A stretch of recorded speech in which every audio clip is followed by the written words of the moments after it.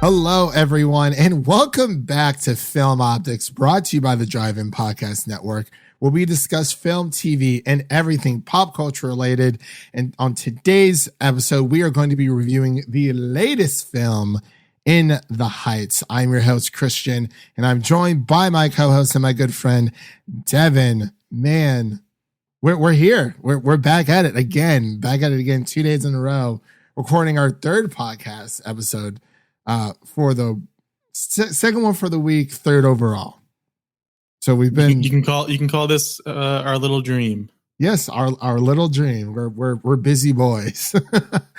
But before we begin today's show, you can listen to this podcast on platforms around the internet, and you can follow us on Instagram and Twitter at Film Optix. That is Optix with an X for all of our latest announcements. But Devin, how's your day been? You been good? Chilling? It was a good day, yeah.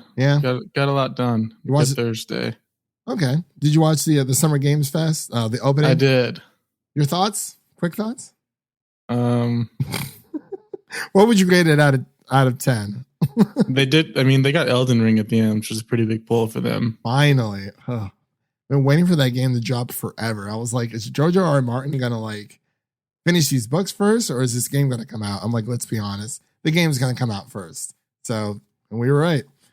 I didn't get a chance to watch it. I mean, I've been watching a few things here or there. I mean, I was keeping up with the news on Twitter. Nothing really excited me too much. That Tiny Tina thing seemed pretty cool.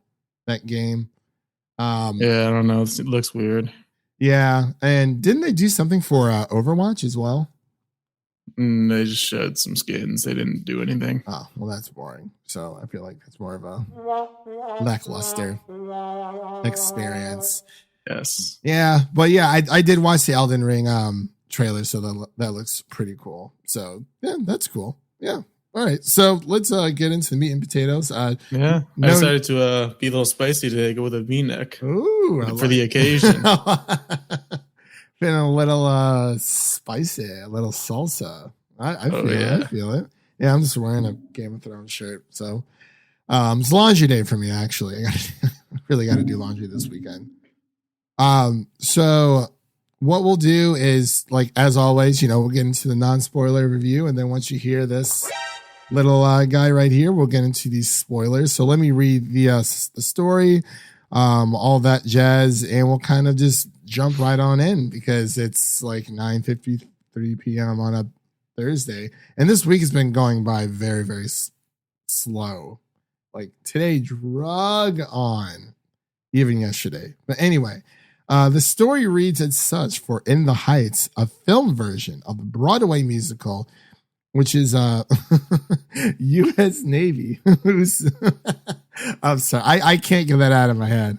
In which Usnavi, a sympathetic New York winery owner. Why do they call it a winery? I don't know. It's a corner store. Yeah, definitely a bodega. Yeah, definitely had a bodega.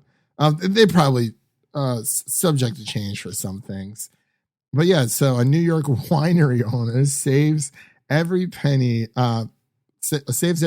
every day as he imagines and sings about a better life. Directed by Jon M.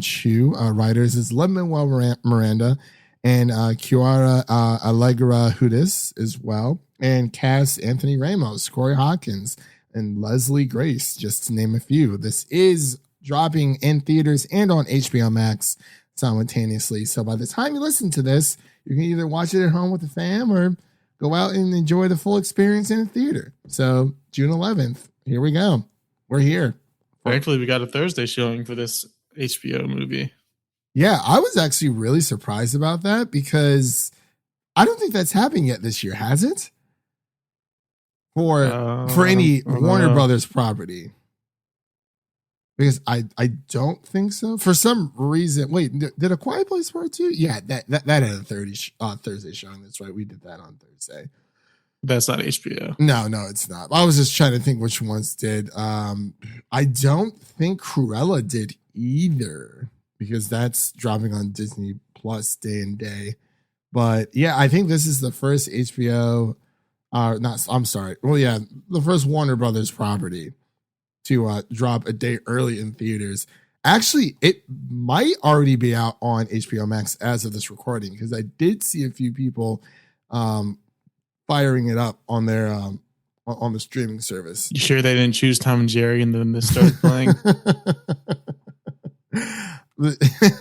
Well, no, this time they actually tried to watch Zack Snyder's Justice League and got In the Heights. It's they'd just be very disappointed. Yeah, it's just a running trend by now. But hey, it is what it is. But yeah, I guess I'll start off this time with my initial reactions. I loved it. Like, I absolutely loved this story. The runtime is around 2.5 hours. It didn't really feel that long. Like, I thought it was paced out really, really well. And I felt like everyone's story was wrapped up like very, very nicely in a neat little bow. It definitely had the feels there throughout the entire movie. And I really love how when it comes, the editing lines up with the music, like with the beats of the music. I always enjoy that for whatever reason. The entire cast is fantastic. Lin-Manuel Miranda, obviously sneaks his way into his own play. Of course, this is the movie adaptation. But yeah, I really just enjoyed it. Like, it was a banger, like the entire soundtrack. I was listening to it on the way home. We were talking about that a little bit before we started recording. And it really put things into perspective and kind of just more of like a life lesson that, like, life is short and that, you should never stop chasing, like, not your desires, but yeah, your dreams, the things you aspire that you want to be, and to not let any kind of like obstacle, whether it be big or small, try to discourage you or get in your way. But those are just my little initial reactions. What about you? I agree. I think it was magical. Like, you get the Hamilton vibes, obviously. It's Lin-Manuel. Like, some of the songs have similar structure, even. You can kind of hear, like, I can see similarities to some Hamilton songs here and there, which is nice. It's a nice familiarity. Yeah. The cast is all great. I like that Lin-Manuel Miranda gave himself a really small role in this. He kind of takes a step back.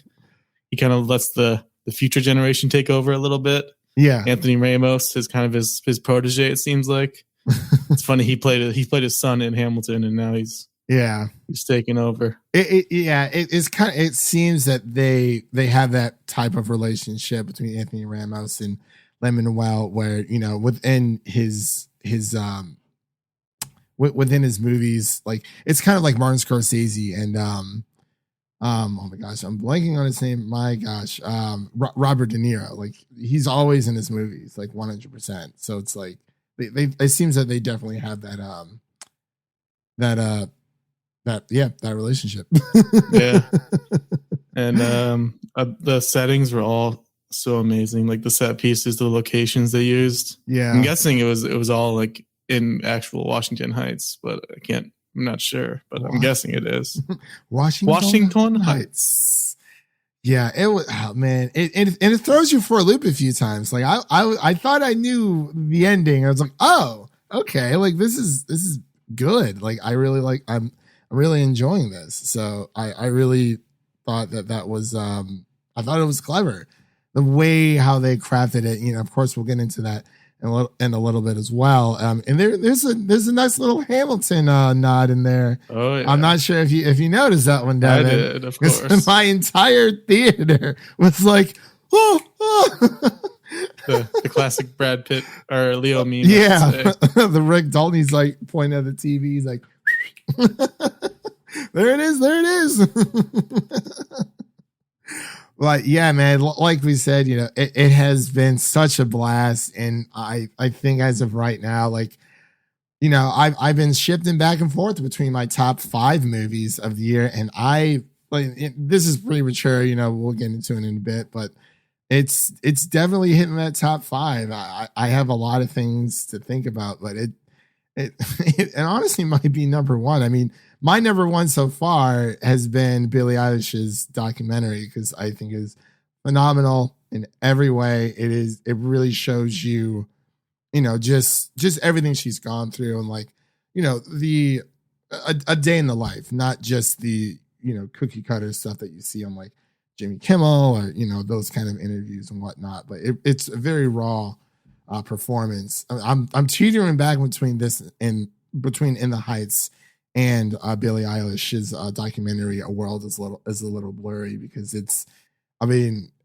tough. It's tough, man. I don't know. I might have to give the edge to In the Heights. I gotta watch it again, of course. But and just in general, I love the representation this gives for the Latin community. Yes. Like I've seen on Twitter, like there's like viewing parties that people are throwing. There's a lot of people going to different groups to watch this as a community, and it's so cool. Yeah, that is something I really, really enjoy.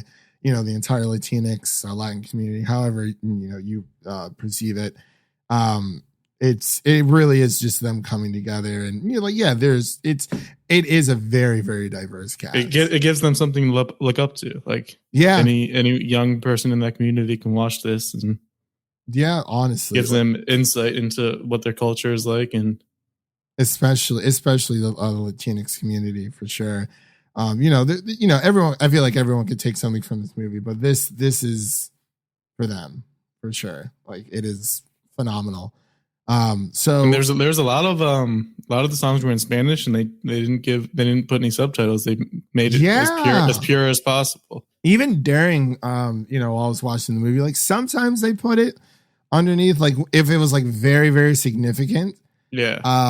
But if not, like they kind of just they left it up, because it's like this is a movie for the Latinx community, and it is spot on. And they're not going to gentrify it. No, not at all. It kind of reminded me of Miles Morales, Spider-Man PS4 Miles Morales. Like, you saw that a little bit of that culture, him living in Harlem and them living. And I like how they showed, like, hey, this is where Washington Heights actually is, because I never really didn't even know it like necessarily existed. Yeah, I never heard of it before the movie. Yeah, one of the boroughs. Yeah, it's really good stuff. And it's like going back to like the Miles reference, like, I mean, you kind of got like, the Latino vibe, from his mom, him speaking in Spanish throughout the entire game. But it really just felt like, I'm kind of glad that sometimes we didn't have the subtitles, because it just felt that more raw. And it's like, oh, like it kind of inclines you, like, even if you want to know what it is, you can ask one of your friends who does speak Spanish, or kind of just look it up yourself. So it kind of like makes you go back and like do a little bit of research. So it's not just on the screen like, oh, he spoke in Spanish and he said this, and this kind of thing. But yeah, which I really, really, really enjoyed. But Devin, let's get into our spoiler section of the review. So that's your warning. So we're now in spoiler section. So he never left. Usnavi, he stayed home. Yeah, he stayed home. Usnavi never, ever, ever left. And I probably should have gave people more of a warning. Like, wait, like no words in the spoiler section. I kind of just jumped into it, but it's totally fine. Usnavi, U.S. Navy. That was so funny. Yeah, I was like, oh, like that's a cool name. Like, where did they get that from? I heard the name, and I didn't even think about it. I was just like, oh, it's interesting. And then they just described it, and I was like, wow.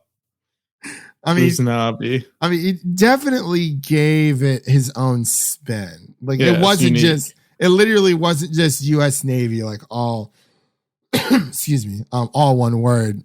He disguised it a little bit and changed the Y to an I. So that was. And can we talk about Vanessa? Oh, Vanessa. Yeah, Vanessa, dude. Vanessa. Has she been in anything else? Like, she looked so familiar, and I just looked it up, and she's not been in anything else. Mostly just Spanish movies or TV shows. Huh. This is like her breakout role.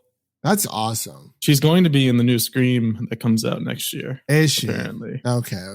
That's pretty cool. But she was wow. Great. Yeah. Like, honestly, like, even oh my gosh, let me bring up this IMDb for it. Pretty much every cast member just hit it home. Like, it was just I mean, obviously, we have Anthony Ramos, we kind of know his track record, but I was trying. I already know he's a star. Yeah, I did actually want to point out really quick the Hamilton reference.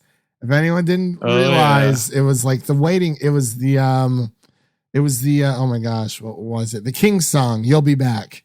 It was kind of like the waiting music. While I believe it was, oh my gosh, it was Kevin when he was calling he was calling Stanford. Yeah. For Benny's girlfriend, Nina. Yeah, Nina. So it was literally when that happened, everyone was like, oh, it was so funny. Like everyone. I don't know if anyone else noticed in my theater. Really? Oh, there was like at least 4 people in my theater who noticed, and I was so happy that I was like, okay, I'm not alone in this, and we are in this together. It was a great, nice moment that we shared. I was like, wait a minute, and I was like, oh my god, it's the "You'll Be Back" song. You'll be back, and you'll see. Man, now I want to watch Hamilton. Imagine this and Hamilton back to back marathon. That's going to be a thing. A Lin-Manuel movie night, a flick night. Like, yeah, I really. What did you think of how the it is Lin-Manuel kind of doing like the singing song dialogue? Like, were you like, because I know at least with my first time watching Hamilton, like I did enjoy, but there were times where I had to kind of like go back and like, wait, what did he say? Like, because they're rapping or singing so fast, it's kind of like you need multiple viewings in order to kind of get the lyrics down, or just listen to the songs beforehand. Yeah, I even realized like going and listening to the songs on my drive home, like I appreciated them even more because you get the knowledge throughout the movie of what these characters are like. Yeah. Like, especially at the beginning songs, it's like you don't really appreciate it until you go back and listen to it. It's like, yeah, I really like this. In the Heights, that song. Dude, I'm trying to figure out what my favorite song is, and it's like I feel like I need to listen to the soundtrack a few more times. There were a couple that stood out to me for sure. I think my favorite might have been 96,000. Oh yeah, the pool scene. The pool scene was awesome. Oh my gosh.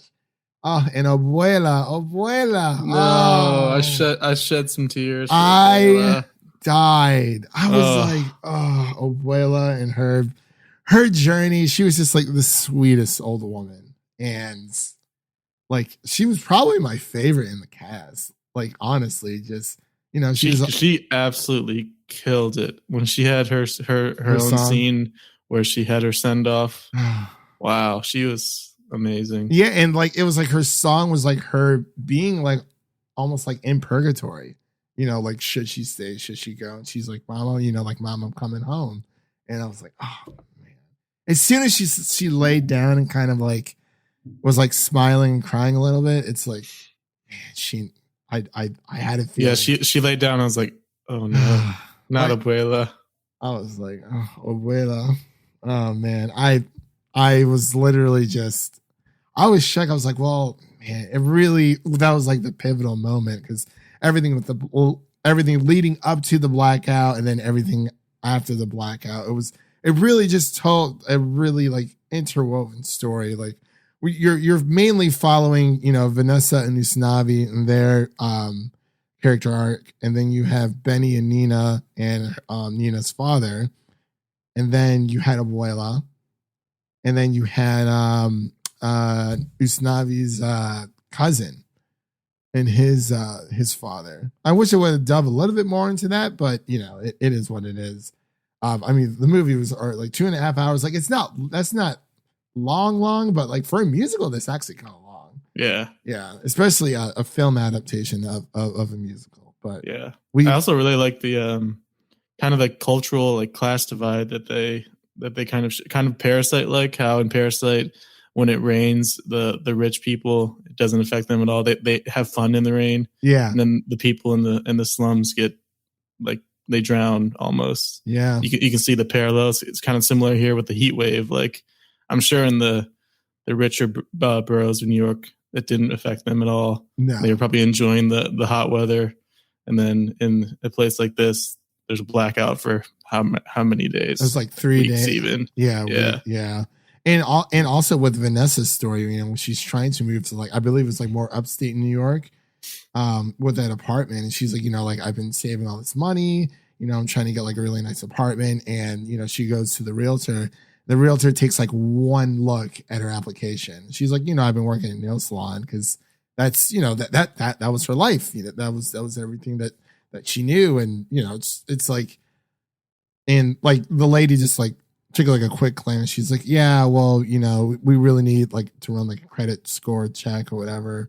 And it's and then the next couple just came in and she just opened them with welcome arms. Didn't really even, ask for any kind of documentation. I mean, given, we really don't know where they were in that process, but it was I kind of got a feeling with that too. Cause it's someone who as hardworking as Vanessa, going through all this and trying to find her place, leaving Washington Heights and, trying to make it on her own. And especially with Nina, as well, with her journey. And, she went off to Stanford, she was the one person that, got out of the Heights to, go represent their community and, show, what, Latinx or Latinos are made of. And, she comes back and this all happens during the summer. So it's she comes back and it's she hates it. And rightfully so, we find out that, she's been searched and, her roommate essentially misplaced her necklace that was in her own bag. And she's like, I even apologized for it. But they ransacked through her stuff and whatnot. And it is definitely discouraging. I mean, especially going to Stanford. I feel like anyone going to Stanford nowadays, it's you're slinging it with the posh people of the world. But enough about me, man. I've been rambling on here. What are some other talking points you wanted to bring up? Let's see. Lin-Manuel and the ice cream and George Washington's got a little beef. Hamilton and Washington going at it. That's pretty good. That was funny. It really is more of a gentrification story in a way. Is because you see these changes happening in this neighborhood. The nail salon is moving on up, or changing locations and whatnot. And like he just said, Lin-Manuel having his ice cream snow cone feud. It's funny how they put those two in the trailer so prominently, and they were in the movie with 2 minutes total. they just used their Hamilton fame to put them out there and get people in. And see, I only watched the trailer maybe once, so it's been a while since I've seen it. So there's only maybe a scene or two where I kind of remember, but overall, I think it's hard not to watch trailers, right? Because, yeah, for a movie this long, they didn't show anything in the trailer which is great, because it's it was all left up to interpretation. And going back to Usnavi never leaving, and it's I love it how they it was you think he's on the beach the whole time. Yeah, I was like, oh, so he did leave. And I'm like, okay. And then you find out one of the kids that he's telling about Washington Heights is his daughter. And it's okay, well, all right, who's the mother? And you're okay, well, maybe it's Vanessa. Maybe Vanessa. Some I Met Your Mother vibes going on. Kids with a better ending though. Wow, you had to go there, Devin. It's not saying much. You had to go there. You're tearing my heart out. Absolutely. No, it's all right. But what did you think of the Benny Nina story arc with her father? I was surprised by I didn't know Corey Hawkins had this musical and dancing talent in him. The pipes, he's got it. Yeah. I one thing I really liked is the little special effects they added throughout the movie. Their last scene together, they're dancing on the side of the building and doing cool stuff like that. And I loved when they're on their way to the pool and they had those cool dance effects throughout. Yeah, that was sweet. It just kind of adds to the magical feeling of the movie. I need more from Lin-Manuel ASAP. Yeah, he's quickly becoming one of my.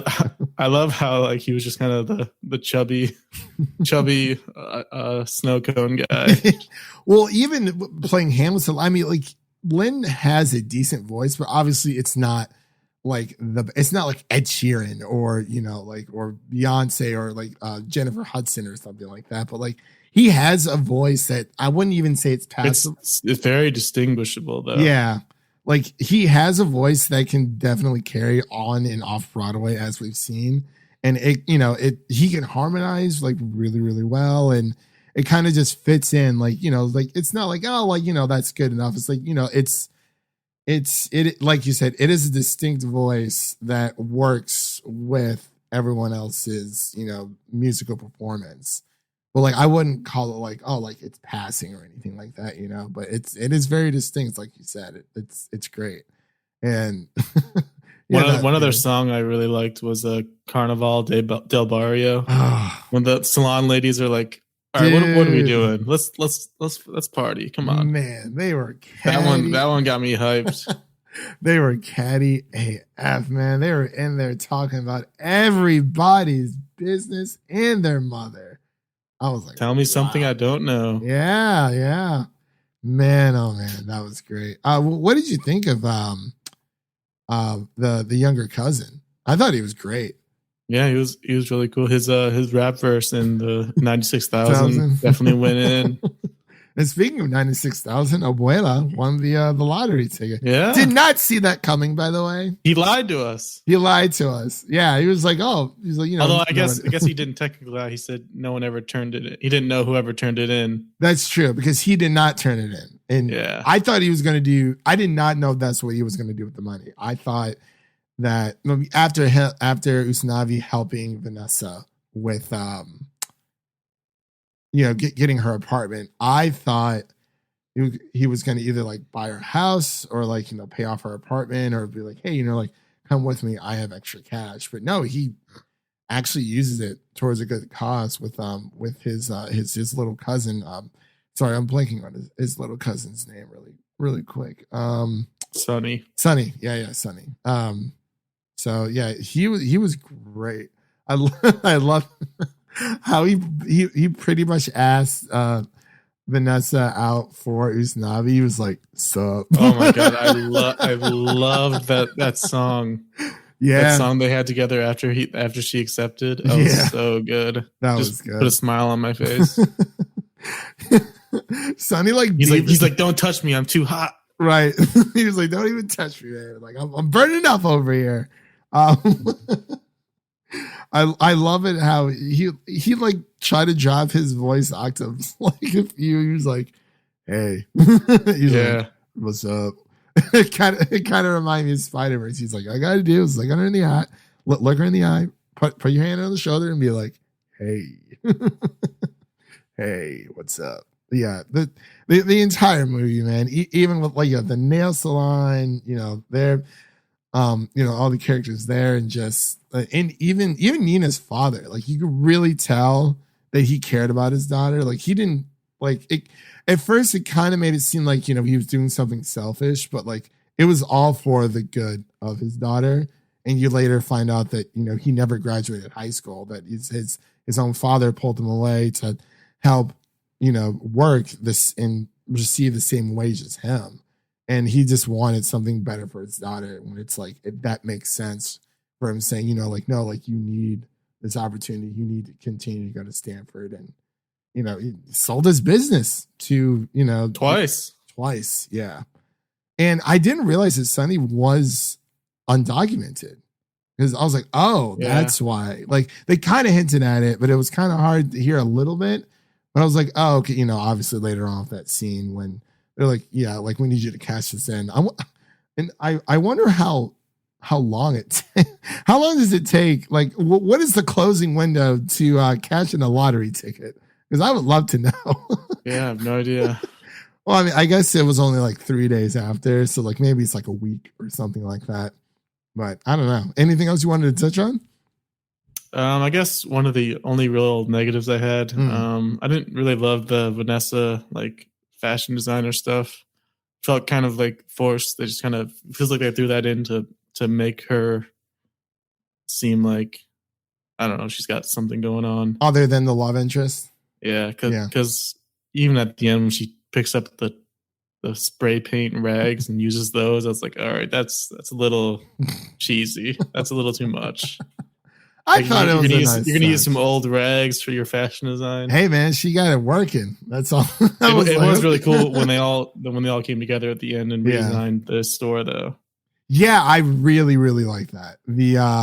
I didn't expect the spray paint kid to be such a big part of the ending, dude. When he got that, because in the beginning he's getting shooed away from the store, and he got paint on Vanessa's shoes. I was like, get out of here! Those are some clean kicks right there. Like they were. It's like out of the box, like as if she just picked those bad boys. They all had some clean kicks. They really did. I was like, this is. Usnavi had some fresh Nikes. I've never even seen them before. Yeah, those like tan-ish ones. Mm-hmm.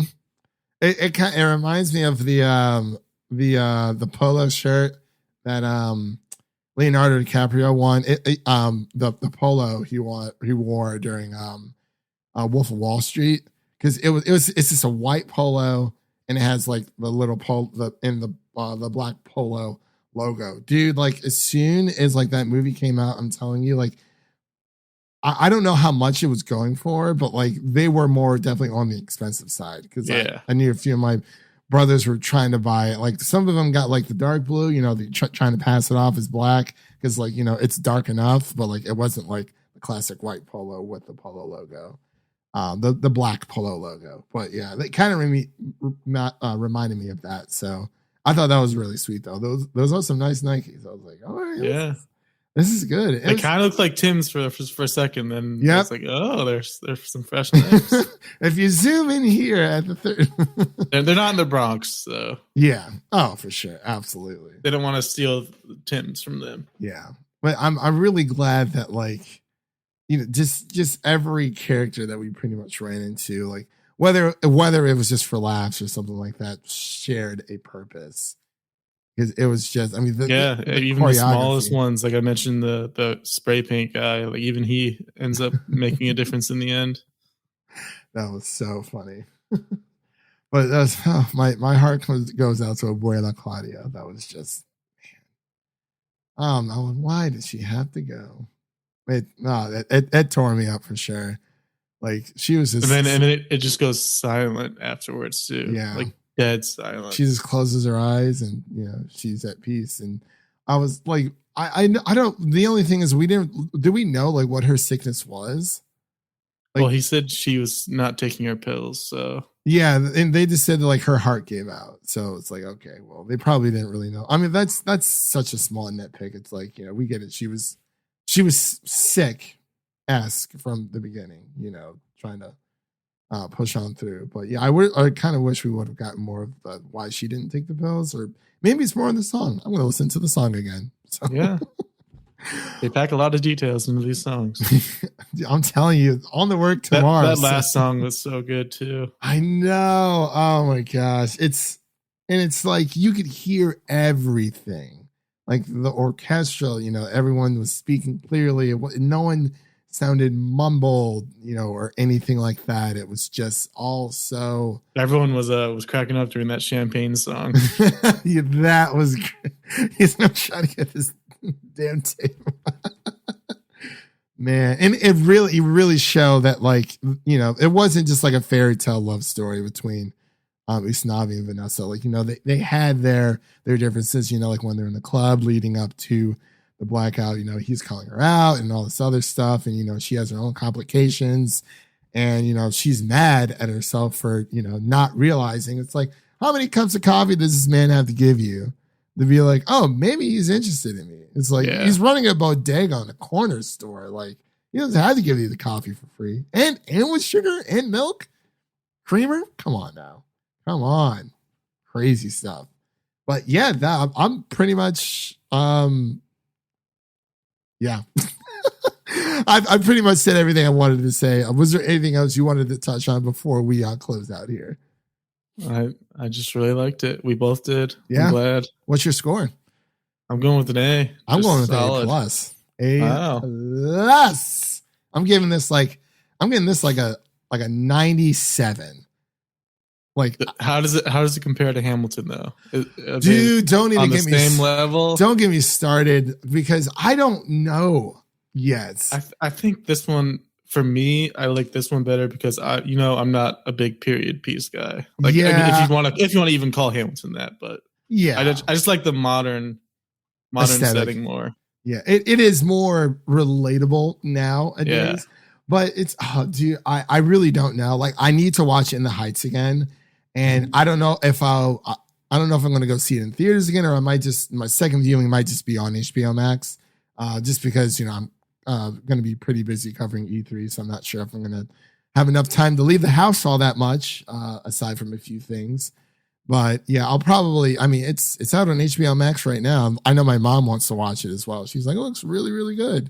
But yeah, I would have to give back to you on that one because I've seen Hamilton twice on Disney Plus. And by the way, we just want to throw this out there on this podcast. We do consider the Disney Plus version of Hamilton a movie. Thank you very much.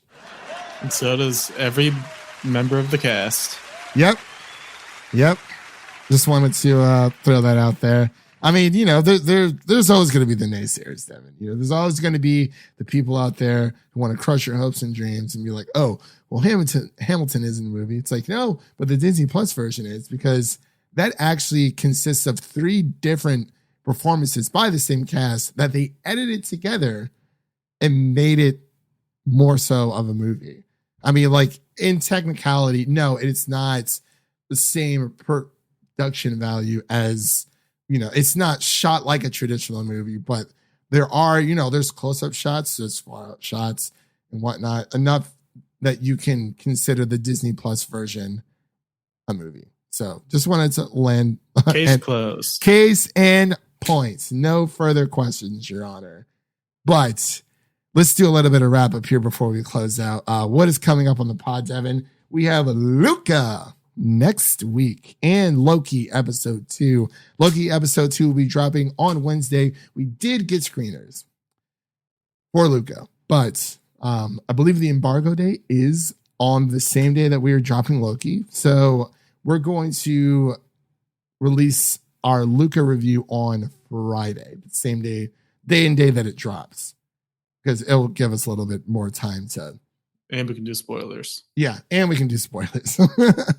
That will be very, and I get it. People want to release their reviews, but it's like, you know what? We usually do a non-spoiler and spoiler section anyway. So we got you all covered there. It's all good.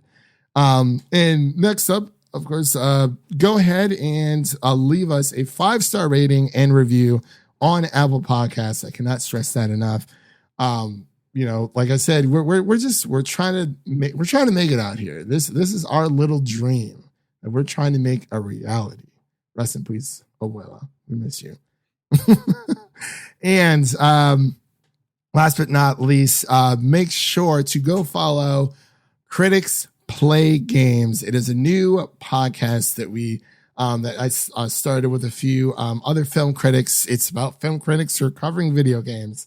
So, we're going to be doing as much E3 coverage as we can. We weren't able to do a Summer Games Fest coverage just because, I was at work. And actually, really quick, a huge shout out to Zach and Leo, my other hosts over on Critics Play Games, because they were live streaming, not live streaming, but live tweeting over on our over on the Twitter account over there. So a huge congratulations to both Zach and Leo for doing that. I do believe we're going to try to do Ubisoft. Devin, you want to come on? Ubisoft. Well, okay, we got to start with Ubisoft, and then we get into the good stuff with Xbox and Square Enix later that day. But I was just asking, just to cover the main events, because technically E3 starts on Friday by the time this drops, but there really isn't anything going on like opening day, and then Ubisoft is Saturday, Xbox and Square Enix is Sunday. I forgot who's Monday, and then Tuesday is Nintendo. That's like their traditional time, but yeah. Yeah, definitely have to have you on, for Xbox, if anything. I mean, we'll figure out for Ubisoft's. Hopefully we'll do something. If not, I think starting off with Xbox and maybe even Square Enix doing one for that would be really, really cool. But I would like to do one for Ubisoft as well, but we'll see there. But, and of course I will be covering, doing a few pieces for the Music City Drive-In website covering E3 as well. We both got Infomedia, but I really don't know. I don't know what this I don't know what this media portal is. That's what it definitely seems like. Well, next year, now that we have this under our belt, we can be like, hey, next year we should go to E3. We should plan to go, Devin, at least one time in our lives. I'm down. Because we literally have done this. We've watched this together. Like, God, how many years has it been? Like, early 360 days. Like, it's been a long, long time. I might be watching it through G4 this year just to kind of get back into the old school mood. Because, IGN's all right, but I was so mad, by the way, today for Summer Games Fest. They started live streaming like an hour before, and it was just nothing but like trailers for like new games. So I was like, I thought this started at 11 my time, and it was like, oh no, it's noon my time, and that was when my lunch was over. So, oh well. Anyway, yeah. But yeah. Anyway, let's wrap up here. Let's get out of here. And that's a wrap for today, everyone. Thank you all for listening, and make sure to check out the other podcasts over on MusicCityDriving.com and subscribe to our show so you never, ever, ever miss an episode. That was Devin. My name is Christian, and we'll see you guys in the next one. Adios. Adios.